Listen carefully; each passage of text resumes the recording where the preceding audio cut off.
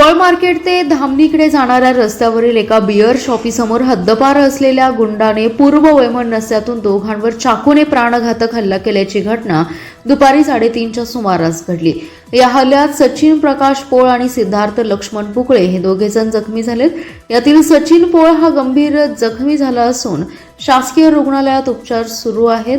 रात्री उशिरापर्यंत शहर पोलीस ठाण्यात गुन्हा नोंदवण्याचं काम सुरू आहे। दरम्यान संशयित हल्लेखोर मेघश्याम उर्फ मोठ्या अशोक जाधव याला स्थानिक गुन्हे अन्वेषणाच्या पथकाने ताब्यात घेतले। मेघश्याम उर्फ मोठ्या जाधव हा पोलिसांच्या रेकॉर्डवरील गुन्हेगार आहे। त्याच्यावर हद्दपारीची कारवाई करण्यात आली आहे। मात्र संशयिताचा वावर सांगलीत असायचा। त्याच्यावर यापूर्वीही शहर पोलिसांनी कारवाई केली होती।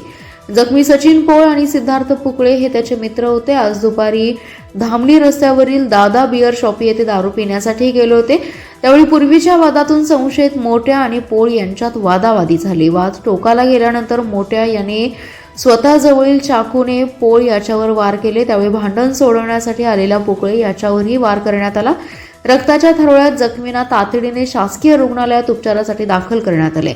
पोळ याच्या छातीवर पोटात 4 वरवी वार झाले। त्याच्यावर अतिदक्षता विभागात उपचार सुरू आहेत, तर पुकळे याला उपचारासाठी खासगी रुग्णालयात दाखल करण्यात आले। दरम्यान घटनेचं गांभीर्य ओळखून स्थानिक गुन्हे अन्वेषणाने पोलीस निरीक्षक संजीव कुमार झाडे यांनी तातडीने तपासाची चक्रे फिरवून संशयित मेघश्याम जाधव याला ताब्यात घेतले।